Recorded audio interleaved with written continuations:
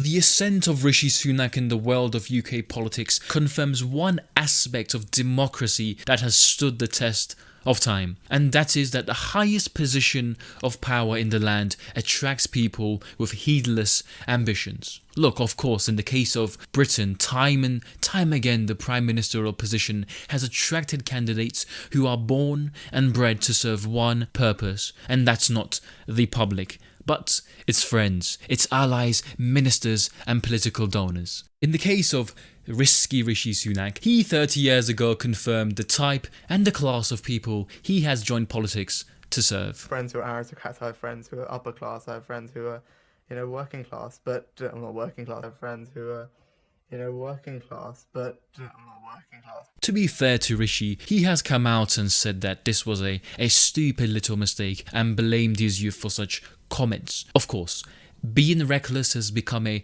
habit for risky Rishi, as he at the tender age of 42 has not learned from his mistakes, because for majority of his life he has lived in impunity without serious consequences for his actions. Having been born with the golden spoon in his mouth and given endless amounts of opportunities to further his interest, Rishi Sunak has quite surprisingly ran and smashed every bit of those expectations set by his peers. Now being crowned as the Prime Minister unelected, I do predict that he will live up to his expectations set by his predecessors, and of course that bar is very low. In this video I wanted to explore, evaluate and assess a number of decisions and sides he has taken in his time in the Parliament, which I believe will give us a glimpse of what Britain will look like under his leadership, and let me tell you, it's not a pretty one.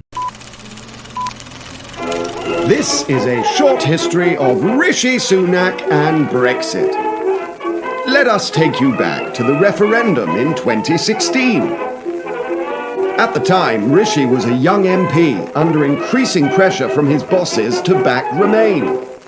Yet Rishi went against the advice of his superiors and came out for Brexit. Branding himself as a real Brexiteer from day one, Rishi Sunak in the 90s has written articles after articles criticising Tony Blair for dragging the UK into a European superstate. It's clear to me that the former Goldman Sachs banker has made a trade when voting for Brexit, and he's all in. In looking at this decision, in voting for Brexit and making this trade, I can clearly see that this has nothing been short of fruitful for his political career, having been selected as a Chancellor in Boris Johnson's cabinet and now selected as the Prime Minister. Of course, in looking at this stance, this trade that Rishi Sunak took in his political career, he had no real intention or never had the intention of serving the public. Having been warned by Cameron himself in the 2016 referendum about the devastating effects of Brexit, Rishi has stood in his ground in defending such decision, a decision that has devastated the future and the current outlook of Britain's economy, which has embarrassed itself in the performance for the past couple of years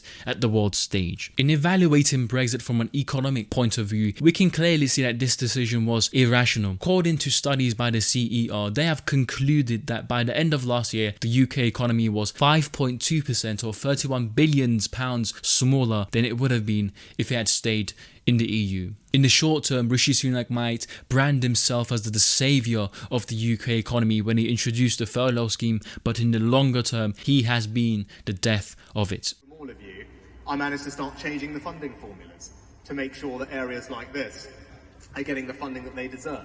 Because we inherited a bunch of formulas from the Labour Party that shoved all the funding into deprived urban areas, then that needed to be undone. I started the work of undoing that. They say judge leaders in how they treat the most vulnerable people in society. I can't think of a more empathetic man who embodies standing up for the poor than Rishi Sunak, who in the past have said, "Family is everything to me, and my family gave me opportunities they could only dream of.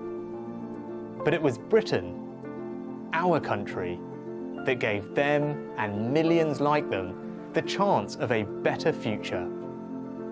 I got into politics because I want everyone in this country to have those same opportunities, to be able to give their children a better future." Rishi Sunak cares about you. He cares about improving the next generation's chances, just as his parents have provided for him. Of course, voting against extending free school meals policy over the half term, which would have benefited thousands of children coming from deprived backgrounds, is a decision that in the longer term would prepare the next generation for the crises that we're facing now. Teaching kids at a young age to miss breakfast or to miss lunch is a great way to prepare them as future citizens who must decide now between missing dinner or keeping the lights on. Why teach them the arts or English literature when you can teach them about fiscal discipline? Speaking of fiscal discipline and resource management, Rishi Sunak has been quite successful in using the knowledge he has gained through his privately educated backgrounds in Winchester and attending elite institutions such as Oxford and Stanford to benefit the public. Before entering the parliament in 2015, Rishi Sunak was a hedge fund manager who nearly shared hundreds of millions of pounds with his partners after betting against the UK economy, which, as the Times newspaper puts it, lit the touch paper on the 2008 financial crisis. Benefiting at the expense of the UK public seems to be a habit for Rishi Sunak, where as a chancellor he has made a number of decisions which had led the UK economy to falter and to be defrauded. According to the National Institute of Economic and Social Research, they have concluded that Rishi Sunak has lost the British public £11 billion as a result of his failure to insure against interest rates. This was not the first time that Rishi has wasted astronomical amount of public finances when he launched a 25 million task force to recover $5 billion worth of public finances lost as a result of COVID fraud. Of course, Sunak is a man of responsibility. He did promise in his speech campaign that he will take action and restore the UK economy, the same UK economy he handled for years as the Chancellor and introduced the biggest tax increases in 40 years at the time of the pandemic and the energy crisis. In conclusion, I believe that Rishi Sunak is just another Tory Prime Minister, that the Conservative Party will keep on churning on and on until the end of time. With the party in desperation mode, having slumped in the polls, they quite frankly needed another leader to step away from Trussonomics or Boris Johnson's failed integrity. Of course, the party seems to have forgotten the fact that Rishi played a large role in sinking the UK economy as the Chancellor. As much as the Tories think he has a chance against Keir Starmer in the 2024 elections, he doesn't. The Tories, in my opinion, are avoiding the realities of political life in the next 15 years or so after replacing prime ministers after prime ministers. Their willful blindness in getting Brexit done, their gross handling of the COVID-19 pandemic, and their utterly useless budgets have led to the sinking of the UK economy and led to a death by 1,000 cuts. This new breed of Tory leaders without any personalities and backbones have, in my opinion, given the Labour Party 10 years of power. Once Rishi loses the 2024 elections by a record margin against the Labour Party, I really can't wait to see the knives come out and to see the civil war that will broil in the Conservative Party after the elections. The same thing that happened to the Labour Party in the 2019 elections. You see, politics will always be cyclical at the expense of the public, the young, the vulnerable, the workers, the pensioners, the public servants. Politicians will always fight each other. We will always have leaders such as Rishi Sunak, Boris Johnson, Liz Truss and so forth.